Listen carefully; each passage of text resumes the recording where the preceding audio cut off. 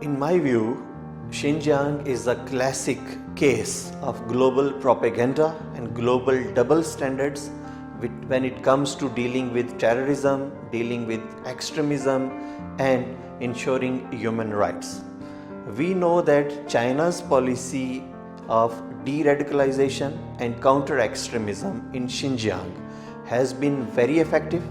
It has made not only Xinjiang peaceful, but also it has made the region around Xinjiang very peaceful as of today.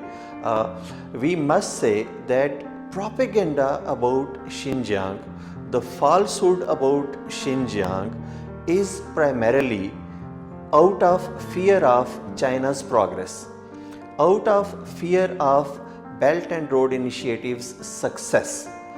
I am one of those scholars who have been visiting Xinjiang again and again over past 1 decade. I have seen reality with my own eyes. I have visited Xinjiang from north to south and east to west. I have met local people. I know that people of Xinjiang, an overwhelming majority of them, they are quite happy with their lives as of now.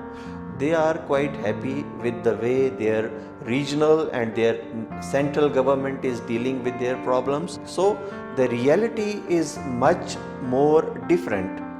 It is much more positive than what we see in global media's propaganda.